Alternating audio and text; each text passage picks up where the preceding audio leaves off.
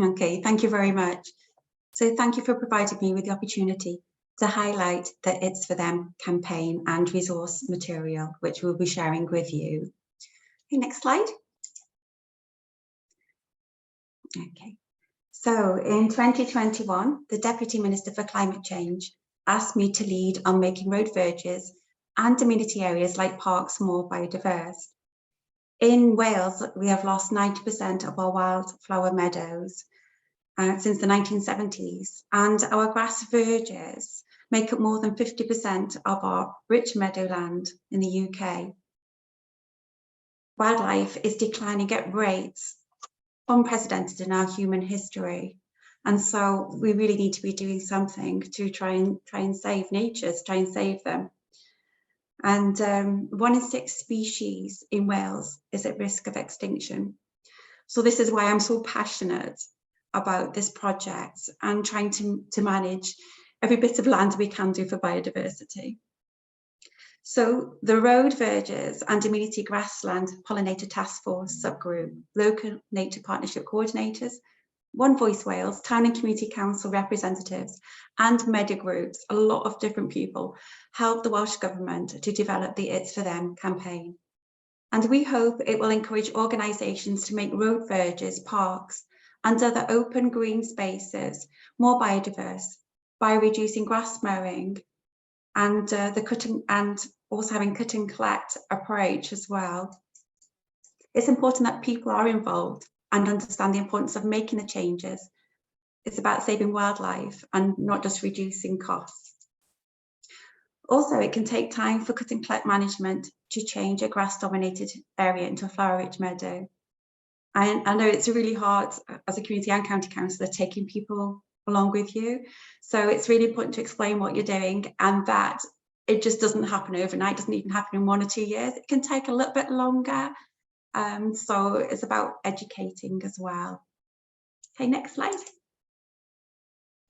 Regularly cut, closely mown grass may look tidy, but it has little benefit for wildlife. So it's about a culture change really going forward. The image from the Bee-Friendly Planting for Pollinators booklet in front of you illustrates how we can change mowing. And where possible, we want people to leave grass to grow over the summer to create more meadow-like areas, as in the back of the image. Cutting late in the season gives flowers a chance to set seed and provide food and shelter for a range of species. In other areas, it might not be practical to have long grass, and rotating areas that are cut, reducing cutting frequency and raising the mower setting will allow short flowers to grow like bird's foot trefoil. These areas can still be used to play games and for picnics. And pass through long grassy areas and along desire lines will allow people to get close to the flowers and get where they want to go. And cutting paths shows that the area is not being neglected, but it's being managed. It's important that cuttings are collected where they can be. It prevents the build-up of dead vegetation, which can smother delicate plants. It leaves more exposed ground to allow seeds to set and to grow, and it reduces soil fertility. It slows the growth of nutrient-loving grasses that outcompete wildflowers and finer grasses, and that's something I have to explain quite regularly to people. Gwent Green Grid's Nature Isn't Needs Code of Action sets out the principles of how to adopt a more wildlife-friendly approach and apply it to road verges, parks, and other grassland spaces. Okay, next slide. Thank you. Through Welsh Government's Local Places for Nature grant, Cardiff purchased machinery to increase the number of sites where grass cuttings are collected after mowing.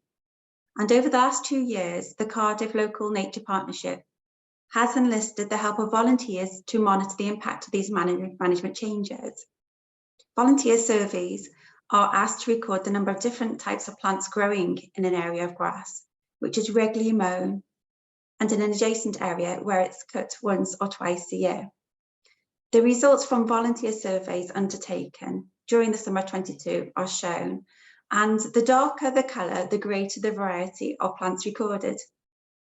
As you can see, the results demonstrate that more plant species have been recorded at sites where mowing frequency has been reduced.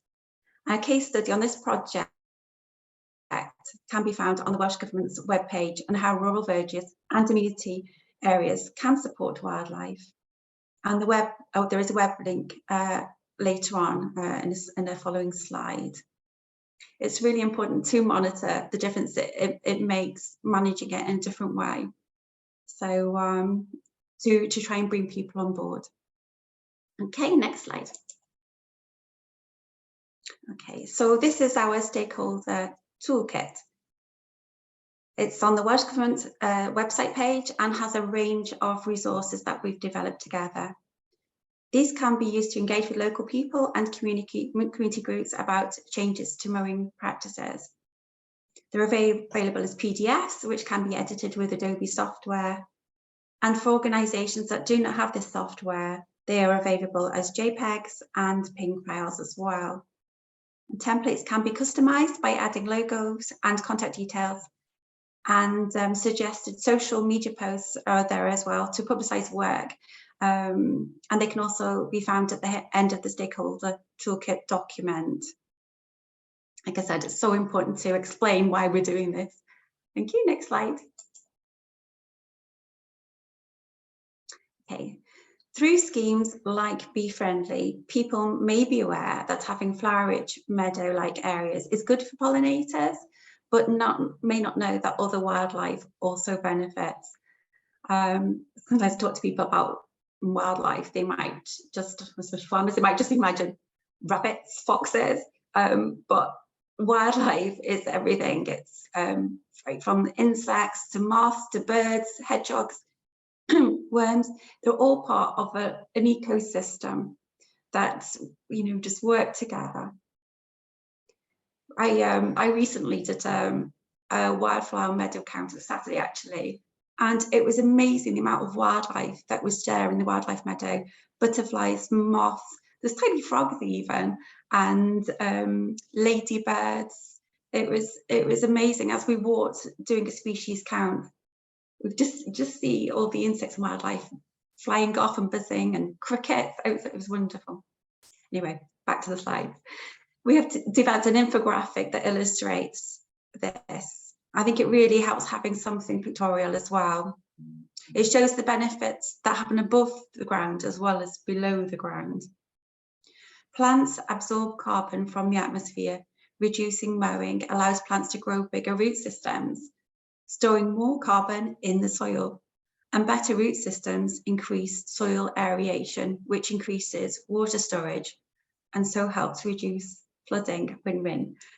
The infographic could be used as a social media post or as a leaflet, and having a prepared leaflet for ground staff to give people if they get inquiries when they are working on site can be a useful way to engage with people. In previous discussions, I found that contractors that have previously just mown grass really short, they find it quite hard to explain to people who are asking why areas are being left, or certain areas are mown and others left longer, why we're doing it. So it's quite good for them to have a leaflet or information to hand as well, and it's always good for them to have training beforehand as well, so they know what we're doing. Okay, on to the next slide. In my early discussions with organisations who are doing practical work on the ground, I was informed that signage is very valuable. I've communicated with you, as I said. It can show that an area is being managed in a thoughtful and considered way and is not being neglected. Organisations have found that using signs reduces the number of complaints they receive, and sign templates are available in both landscape and portrait and a range of sizes from A1 to A4. We've produced 5 templates to suit different locations, road verges, smaller green spaces, and they have simple eye-catching designs showing some of the species that can be helped by changing mowing. There's a larger green space with varied grassland management sign there, and a larger green space managed as a meadow. The 2 signs explain what can be achieved and why it's important. In a response to a request from stakeholders, we've made a 5th A1 bilingual sign based on the infographics.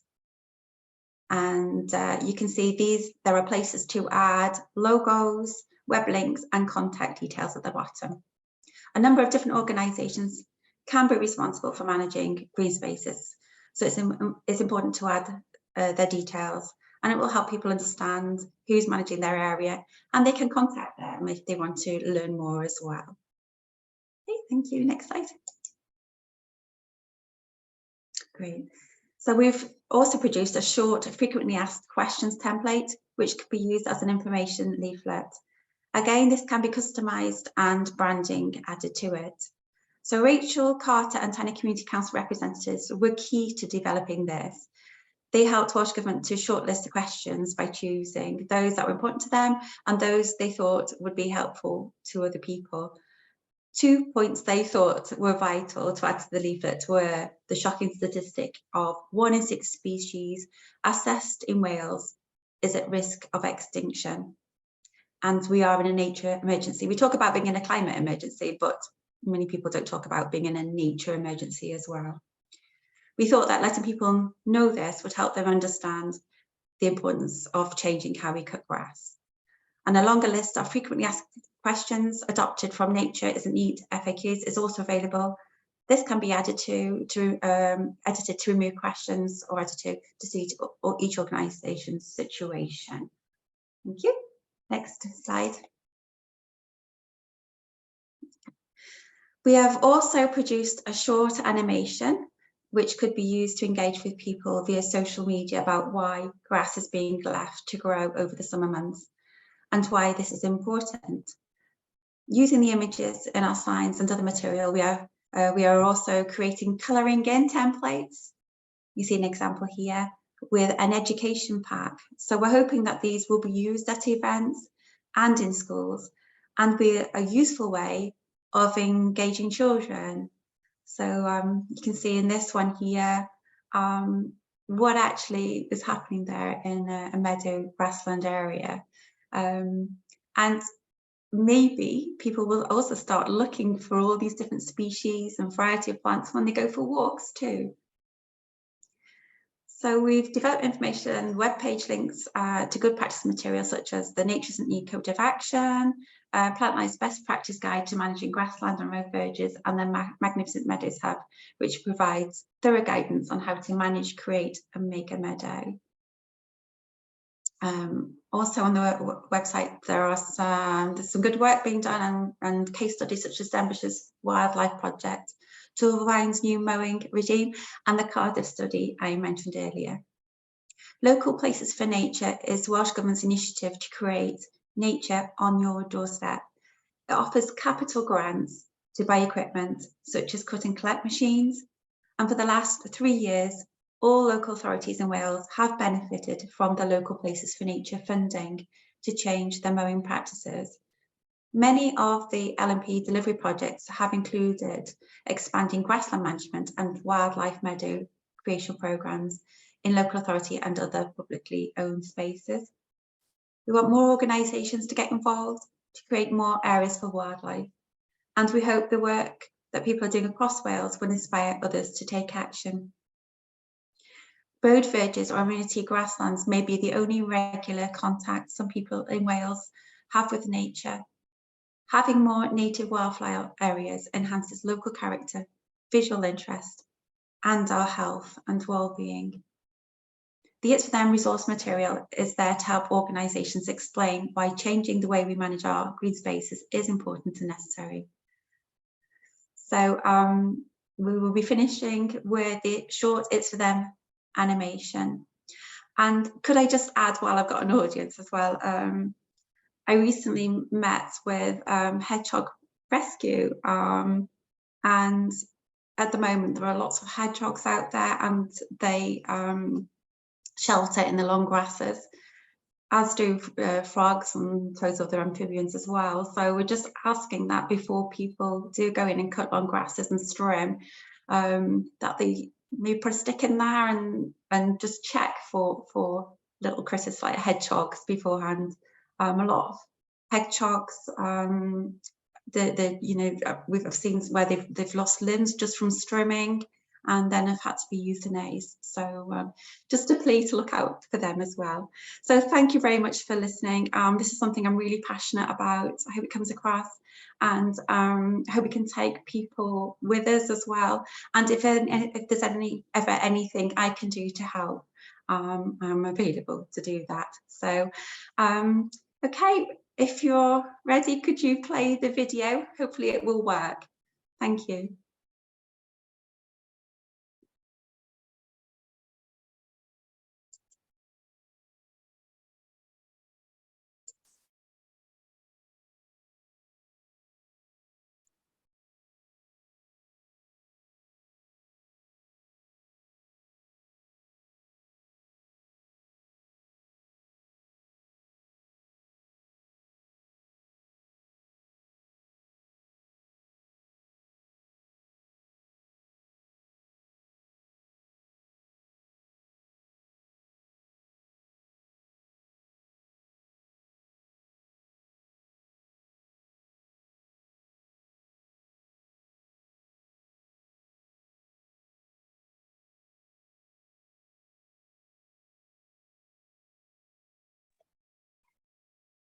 Thank you. It's just a short animation. Thank you so much for that, Carolyn. And your passion for the subject really does come across. And I'm just wondering how many other countries in the world would we have an elected member of the Senedd to come along and speak to a webinar like this in person. So thank you so much for that. Kathleen, shall I hand over to you now to talk a bit more about the initiative Nature Isn't Neat from the Green Grid? Yes, thanks, Peter. Just to introduce Nature Is Neat. We hoped that Elliot from Nature Is Neat would be able to come to talk today, but unfortunately he can't. So I'll introduce the subject. I don't work on Nature Isn't Neat myself, but I work with Elliot on the Nature Is Neat in one of our groups. So I'll talk about that later on now. So just to give you a little bit background, because Nature Is Neat has been running for a number of years. In 2008, Welsh Government Rural Development Programme funded the project Nature Is Neat. And the initial aim of the project was to raise awareness and engage with people of Monmouthshire town, and they help to help all pollinators on why they're important and what can be done to help them. So it was a trial project to see, to get this idea up and going. The project was so successful, it was extended across Monmouthshire in 2020 to 2021 with funding from Local Places for Nature and the National Heritage Lottery Fund. In 2021, Nature Is Neat became part of the Gwent Green Grid partnership with the aim of establishing joined-up green space management to create wildflower-rich habitats across the Gwent local authority areas. So that's Blyny, Gwent, Caerphilly, Monmouthshire, Newport and Torvane. And this project has now been extended and has another 3 years funding under the Welsh Government Nature NECRA funds. So from a small idea in Monmouthshire, it has grown and grown and grown to now to extend across all of Gwent. And really, Nature Is Neat. We have gained an awful lot from Nature, the It's For Them project as well. So as part of the Road, Verge and Amenity Grassland subgroup of the Action Plan for Pollinators Task Force, Welsh Government works with Nature Neat and other members of the subgroup to share good practice across Wales. We have bilingual meetings, and if you'd like to be part of this group, please let me know. I'll pop my email in the chat later on. And Nature Is Neat project, which has been developed in years, has been really great to help us develop programs such as It's For Them. And we've got a big thanks for Nature Is Neat because we've covered a lot of the information that they've created and gained from the benefit of their experience.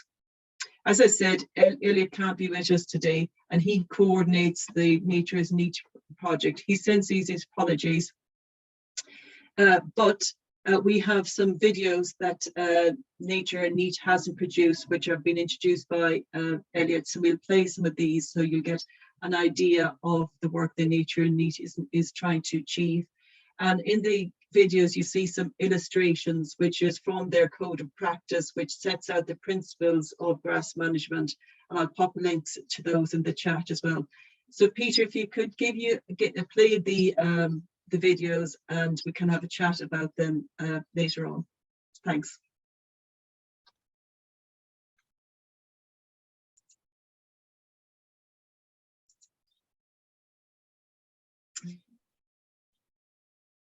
Creating wildflower-rich grassland requires annual mowing at the end of the summer and removing the cut vegetation. This is known as cut and collect, and it's the way that traditional hay meadows have been managed for centuries.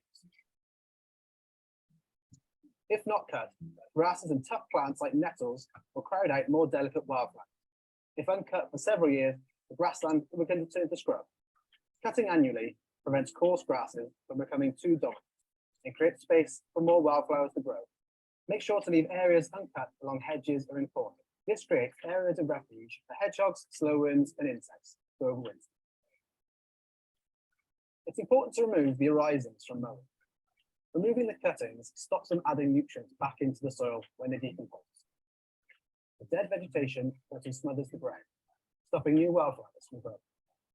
In nutrient-rich soil, vigorous grasses and tough plants outgrow all the others. Without removing the nutrients, your road verge or immediate grass will just keep growing taller. It's best to begin your cut and collect in late summer and into autumn. That's when most insects have finished their life cycle and flowers have begun to set seed. Some species will still be flowering into the autumn, so stagger your cutting time, avoiding areas with late flowering species. Further cuts can be taken until early spring if the grass is growing throughout the autumn. Using a range of machinery and equipment, small residential verges and large open spaces can be managed effectively. Large areas can be cut with a tractor and flail, with the cutting baled or collected afterwards. In residential areas, small machines can cut and collect in one go, and then be tipped into a trailer and taken away. On steep slopes, using cut and collect machinery can be difficult. However, there are machinery that promotes slopes. Small areas can be cut with a strimmer, and the arising rake down to the slope to be removed.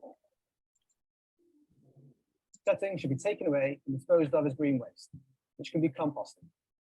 If you're unable to remove cuttings from your site, you can dispose of small amounts in discrete piles along hedgerows and banks. We can also use the vegetation cut from our verges and green spaces as a source of bioenergy through a process called anaerobic digestion. This is part of our strategy to combat climate change, along with the carbon restoring the roots of our grasslands.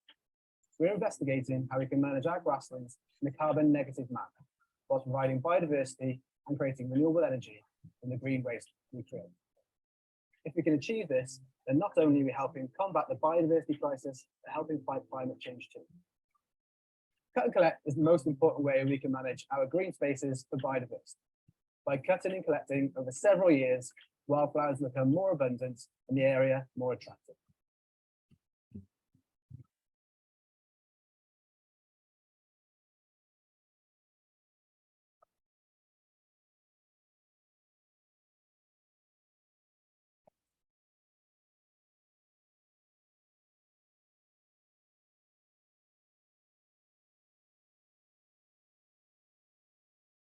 Nature isn't neat is allowing new meadow areas to grow across Brent, creating better habitats for pollinators like bees and butterflies.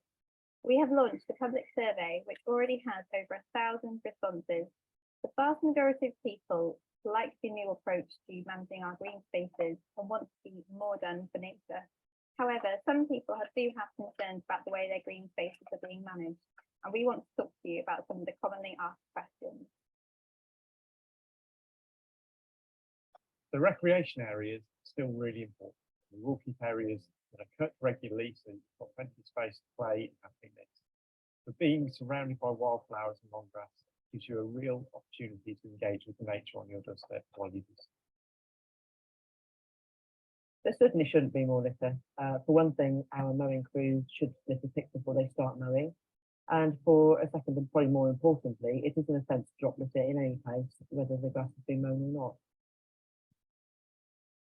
So it is the dog owner's responsibility to pick up after their animal. If a person allows their dog to foul and doesn't pick it up, they're committing an offence. For dog walkers, paths will be cut through the grass meadows, so there'll still be plenty of routes for you to exercise your dogs. High pollen levels are normally experienced in the early summer months as a result of pollen being released from trees, garden plants and grass.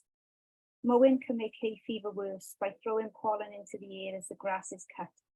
In grassland and meadow areas, we will try to mow grassland areas when the pollen becomes more dense and disperses less easily. This is typically after May, June and July. So path edges and roadside verges where visibility is important and access is important, still be kept nice and short to ensure everyone's safety and easy enjoyment.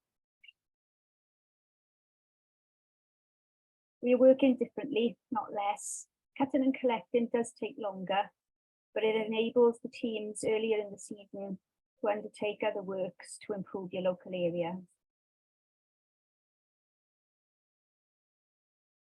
After the flowering season, plants put their energy into producing seed to create next year's flowers. These areas are important for many species of wildlife. They enable pollinators, small birds and mammals to complete their entire life cycles, and are even important for species such as hedgehogs. Let us know what you think. We think that Nature's at Neat is a key way we can help combat the climate and biodiversity crisis. So we appreciate we might need to review management in some places, but it works for you and for nature.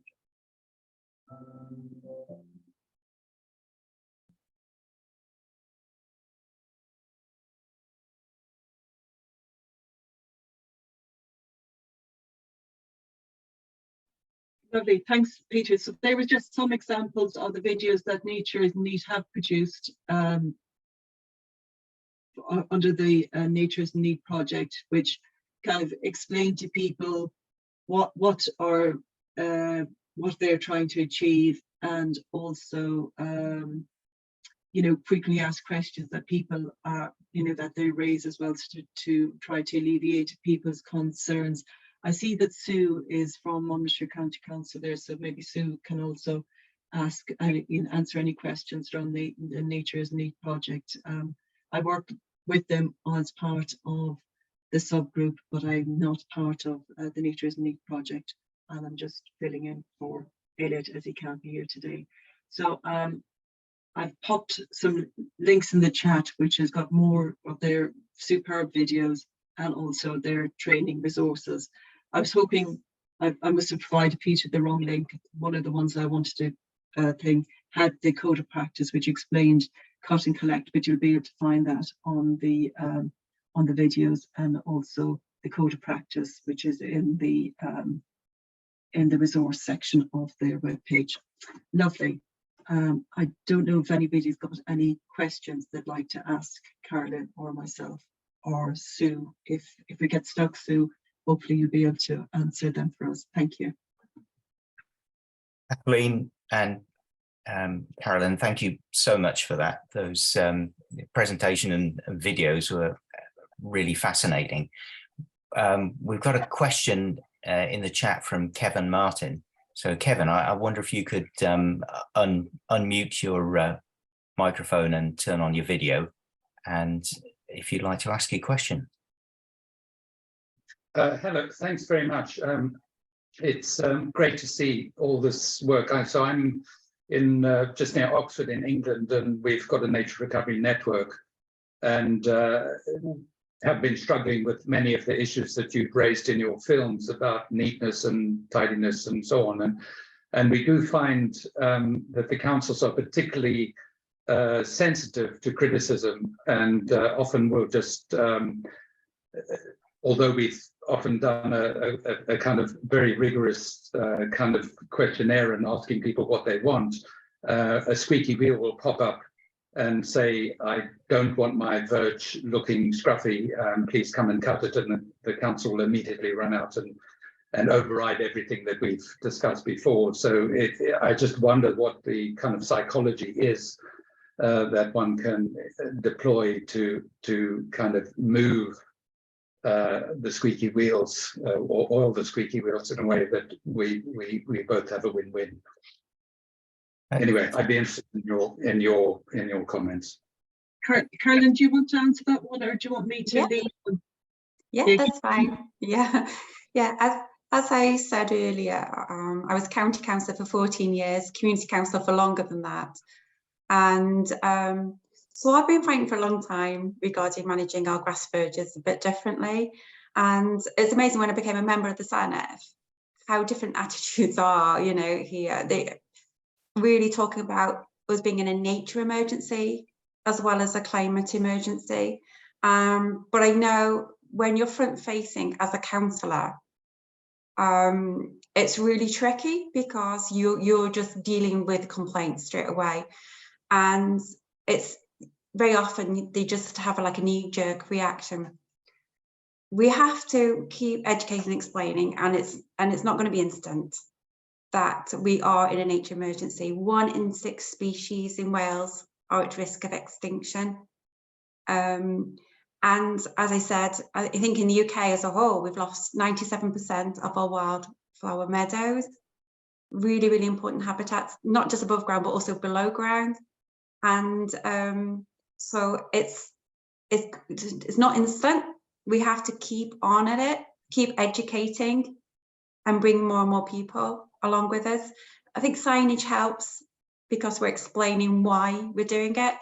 I mean, initially people would say to me, they're not wildflowers as well, because they'd see maybe knapweed, you know, other things that they might think aren't interesting. I mean, dandelions is a big one. They come first, and the dandelions are a really good food source, but people see them as weeds.